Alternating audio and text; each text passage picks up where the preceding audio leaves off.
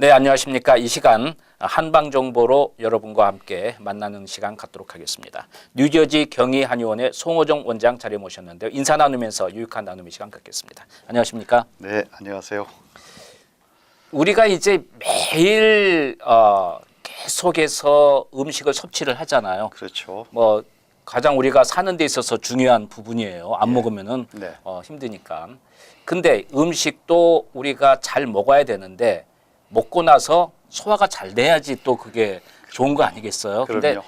항상 소화가 안 돼서 소화제를 갖고 사는 분들도 계시고 어떤 분들은 아주 소화가 잘 돼서 배변 활동도 너무 좋으신 분도 있고 그렇죠. 체질적으로 위장 기능이 강한 분도 있고 약한 부분도 그렇군요. 있는데 예. 한방적으로는 이제 위장 기능이 강한 분들이 이제 소양인이 대표적이고 네. 태음인도 위장 기능이 약하지는 않습니다. 예, 예. 근데 소음인 경우에는 상당히 위장 기능이 약해가지고 네. 항상 위 때문에 골골하는 분들은 소음인에 속한다고 생각하시면 되는데 네. 문제는 그 소음인, 태음인, 소양인 따질 것이 없이 네. 어떤 음식을 드시냐에 따라서도 문제가 생겨요. 그럴 수도 있겠죠. 예. 물론 소양인이나 태음인은 네. 좀 덜하겠지만은 네. 그래서 음식을 드셔서 속이 불편하신 거는 일단 좀 피하셔야 됩니다. 네. 근데 현대인들이 그 생각을 못 하고 다른 데만 집중을 네. 하시기 때문에 속이 불편해도 계속 똑같은 음식을 섭취하는 부분이 상당히 많습니다. 그렇죠. 그러면 여러 가지 문제가 생기죠. 네. 그리고 이제 현대인들이 또 스트레스가 많지 않습니까? 네. 스트레스가 많아가지고 위장 기능이 제대로 기능을 발휘 못하는 경우도 있습니다.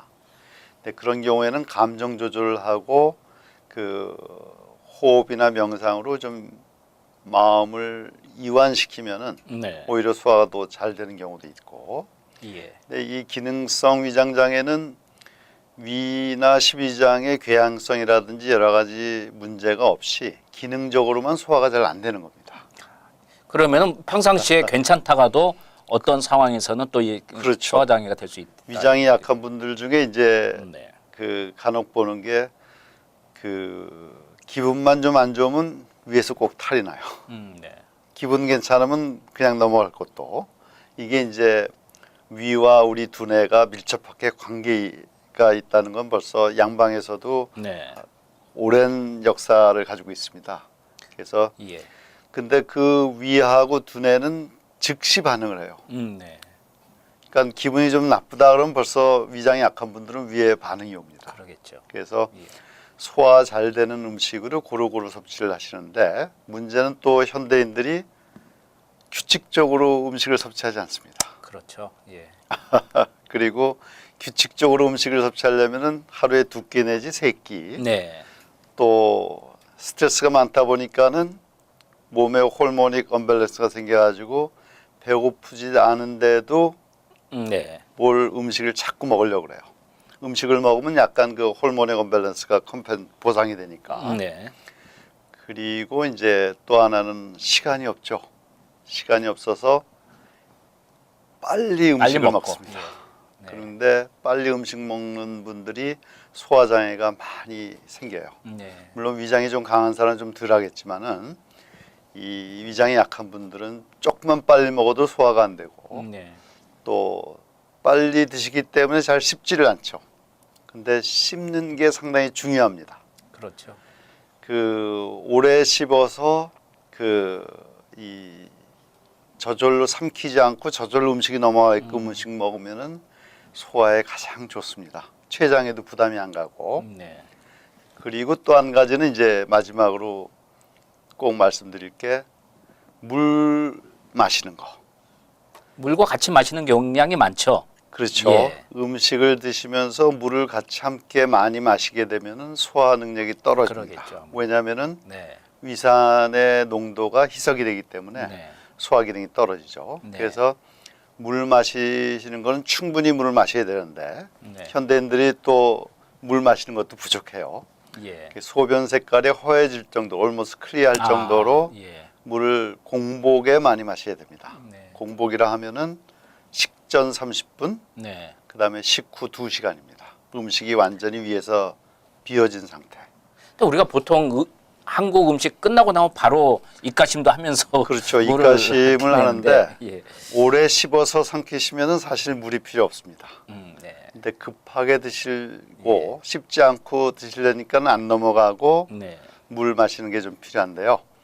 그 되도록이면은 물을 마시더라도 아주 최소한으로 조금씩 입만 추이는 정도로 예. 마시는 게 음식 그 섭취하는 중에는 그게 가장 좋고요. 예. 안 마시는 게 제일 좋습니다. 그렇습니다. 그리고 위장이 완전히 비었을 때 그다음에 물을 충분히 마셔주는 게 위장에도 좋고 몸 순환에도 좋습니다.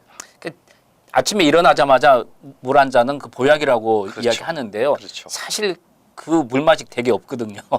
그래서 안 마시는 경우도 많은데 여러분 그 이런 기능성 소화 장애라고 하면 증상을 우리가 굳이 나누면 어떤 증상을 뭐 보이나요? 소화가 안 되는 거니까는 여러분들이 잘 아십니다. 더부룩하고 덥수룩하고 예. 속이 쓰리고 음. 배꼽 쪽으로 아프고 명치 그다음에 좀. 가끔 그 설사도 하는 경우도 있고 그렇군요. 예. 그다음에 트림이나 또 머리도 간혹 아플 수도 있습니다. 특히 한방에서는 네. 이 앞머리가 아픈 거는 주로 위장에 관계되는 그렇군요. 문제 때문에 네. 생기는 겁니다. 예. 그래서 그 뭐 속이 불편하니까 잠도 잘 못 주무시겠죠. 그러겠죠. 또 여러 가지 그 재반되는 증상들이 있는데 그 소화만 좀 잘 돼도 그렇죠. 훨씬 편안한 경우가 있습니다. 그리고 예. 조금만 제가 아까 말씀드린 여러 가지 일을 네. 조금만 신경을 써도 위는 굉장히 편하게 됩니다.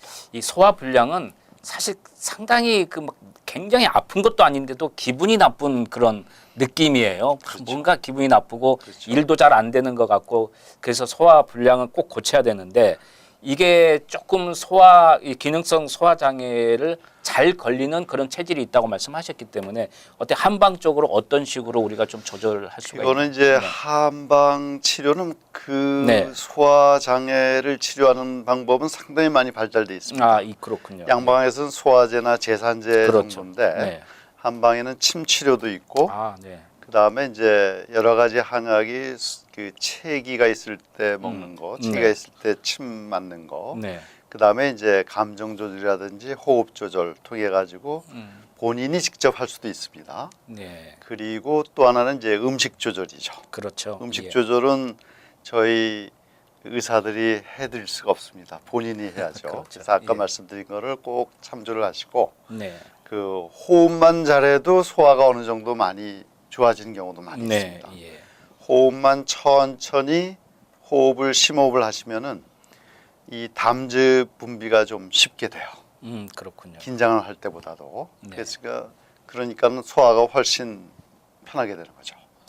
그러면 이제 차라리 그 한방 쪽이 양방보다는 훨씬 이 소화 기능 면에서 치료하는 건 효과적이라고 하니까 그렇죠. 여러분께서 좀 이런 그 기능성 소화 장애를 자주 느끼시는 분이라면 한 번 정도는 좀 체질적으로 좀 한번 조사를 해보시고 예. 거기에 따른 처방과 함께 침 치료 또 한약도 예, 그리고 예. 또 운동이 좀 필요합니다. 현대인들이 운동을 못 하시기 때문에 예. 이 장기에 좀 자극을 줘야 되는데 가만히 있으면은 장기의 기능이 떨어져요. 그렇죠. 그래서 그 운동을 못 하시고 스트레칭이라도 좀 하신다면은 네. 소화가 안 되는 분들은 배를 좀 비벼주는 게 좋습니다. 좀 비비는 것도 예, 이것도 아주 적극적인 예. 하나의 방법입니다. 예방하는 네, 방법입니다. 알겠습니다. 그러니까는 우리 몸은 움직이게끔 만들어졌기 때문에 움직여줘야 기능을 제대로 할 수가 있습니다. 알겠습니다. 기능성 소화 장애 여러분 많이 좀 느끼시는 분들도 있으실 텐데요. 한방 정보로 뉴저지 경희한의원의 송호정 원장께서 도움 말씀 주셨습니다. 네, 도움 말씀 감사합니다. 네, 감사합니다.